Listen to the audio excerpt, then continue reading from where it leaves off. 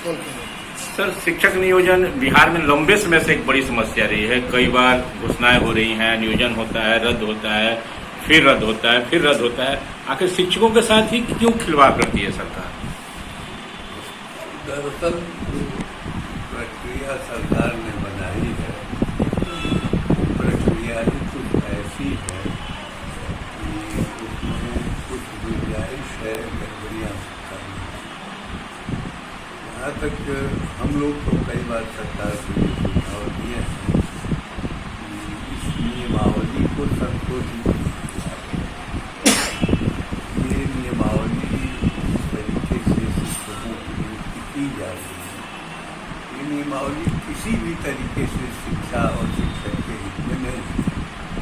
हालांकि इस बार जब से माननीय विजय कुमार चौधरी जी शिक्षा मंत्री बन के आए, तब से इस प्रक्रिया में बदलाव किया जा रहा है और जिलों में इस प्रकार की जो शिकायतें मिल रही हैं, वो शिकायतें जब शासन के पास पहुंचाई जा रही हैं तो उन पर कार्रवाई होती है।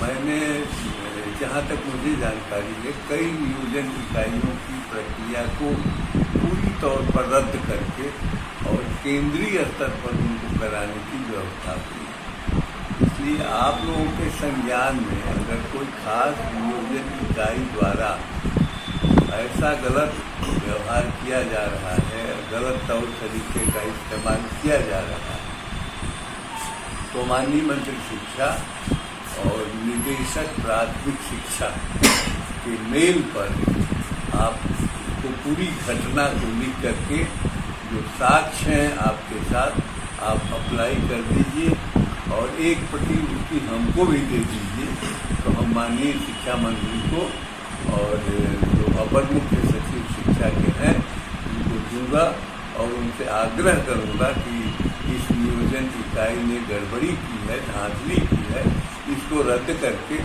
आप अपने देख रेख में नियोजन की प्रक्रिया को फिर से करवाइए।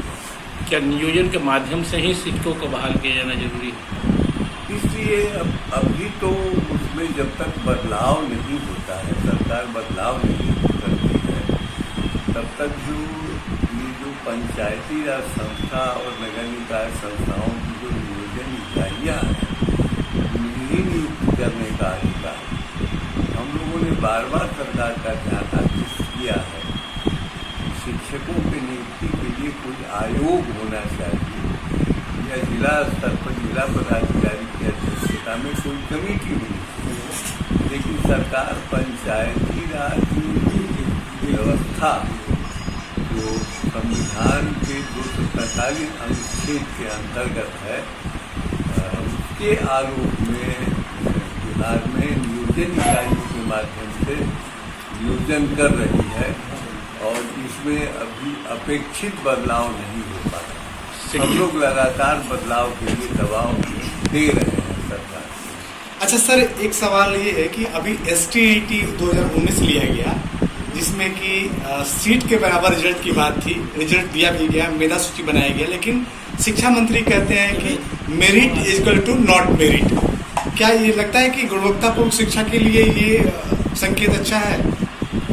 देखिए, जो STET की परीक्षा है, वह परीक्षा एक औपचारिक जांच परीक्षा है और उसकी आवश्यकता या उपयोगिता इतनी ही है कि छात्र को STET उत्तीर्ण होना चाहिए, जो उसके लिए निर्धारित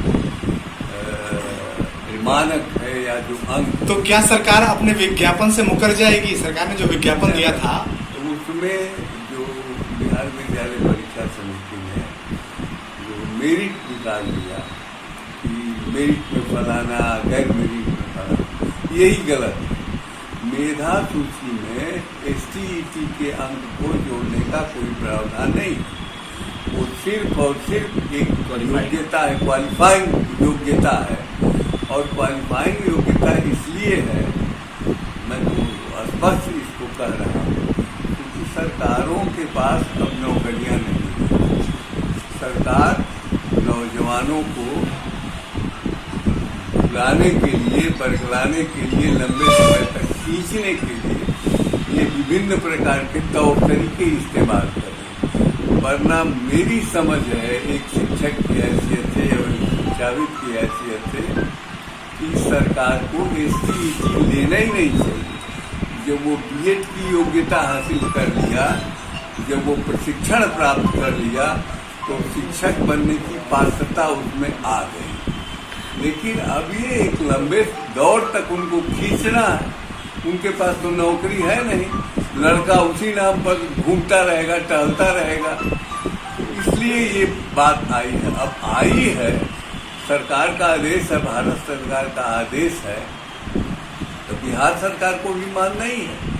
तो उसमें लड़के को उत्तीर्ण सिर्फ होना है, मेरिट नन मेरिट का कोई सवाल नहीं है, क्योंकि उसके अंकों को मेधा सूची में, मेधा अंकों में जोड़ने की कोई व्यवस्था नहीं है। मेधा अंक जोड़े जाते हैं उसकी योग्यता पर और प्रशिक्षण में प्राप्त किए गए मार्क्स के आधार पर। अच्छा, ऐसी जो भ्रांतियां फैली हैं या फैलाई गई हैं, उन भ्रांतियों का खुलासा माननीय शिक्षा मंत्री जी ने किया है। एक लंबा अरसा हो गया सर, जी सर, एक लंबा अरसा हो गया संगीत शिक्षकों की बहाली नहीं हुई। सर क्या कहना चाहेंगे कि आखिर मतलब उनका सर इस तरीके से क्यों किया जा रहा है? क्योंकि बहुत लोगों का सर उम्र मतलब एक्सपायर हो जाएगा जिन्होंने संगीत का कोर्स किया। मैं तो कहूँगा कि उनकी बहाली होनी चाहिए जल्दी जल्दी। मैं थोड़ी ये कह सकता हूँ, मैं तो शिक्षकों के पक्ष में कहूँगा, नौजवानों के पक्ष में कहूँगा कि सरकार जो विलम्ब कर रही है ये सरकार की गलती है। ये 19 की नियोजन प्रक्रिया चल रही है, आज 2021 है। चुनावों के चलते, कोरोना के चलते थोड़ी अवधि गुजरी है, इसको हम मान सकते हैं। लेकिन सरकार का तंत्र अगर चाहता, शिक्षा विभाग अगर चाहता, तो इसको और पहले करके, और ये जो मुखिया के चुनाव होने वाले हैं या जिला के जो चुनाव होने वाले हैं, उसके पहले इस चुनावी प्रक्रिया को पूरा करके शिक्षकों को नियुक्ति पत्र दे देता, ताकि वो समझ लेते कि हाँ मैं नियुक्त। लंबे समय से जो शिक्षक कार्यरत हैं उनके मान सम्मान के साथ एक खिलवाड़ करते हुए सरकार ने अब कहा है कि मास्टर की नियुक्ति BPSC से होगी।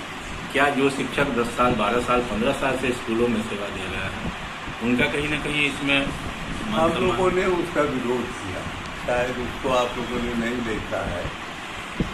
जो 2020 में आंदोलन हुआ था और उस आंदोलन के फलस्वरूप सरकार ने एक नियमावली बनाई थी नगर निकाय और पंचायती राज संस्थाओं के शिक्षकों के लिए, जिनको पहले नियोजित शिक्षक कहा जाता था। इस नियमावली में प्रधानाध्यापक के सारे पद प्रोन्नत के पद माने गए, और यह जो नियमावली बनाई गई है प्रधानाध्यापक की नियुक्ति की नियमावली, यह नियमावली उस नियमावली को कंट्रडिक्ट करती है। इसलिए हमने ये सवाल उठाया है इस नियमावली पर, कल प्रेस के माध्यम से भी हमने सवाल उठाया है और शिक्षा मंत्री को पत्र भी लिखा है कि आप बगैर उस नियमावली में आंशिक संशोधन किए हुए ये जो नियमावली लाए हैं, आपकी नियमावली नियमानुकूल नहीं है, ये गलत है, इसको आप संशोधित करें।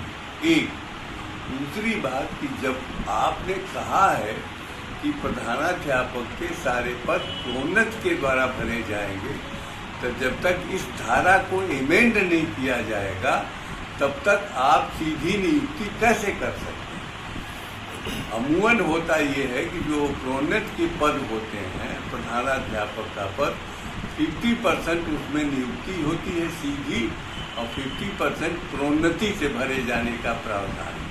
तो ये प्रावधान अभी वर्णित नहीं है नियमावली, इसलिए ये नियमावली आउटराइट इस मामले में रिजेक्ट की जा रही है हम लोगों के पास। और ये अगर न्यायालय में भी कोई जाएगा, जैसे कुछ संगठन कह रहे हैं, तो वहाँ इस नियमावली को 1 मिनट में न्यायालय खंडित। जैसे ये माना जाए कि बिहार एक और शिक्षक आंदोलन की ओर बढ़ रहा है। बिल्कुल, ये सरकार बढ़ा रही है और सरकार नहीं चाहती है कि विद्यालयों में प्रधानाध्यापक की नियुक्ति हो।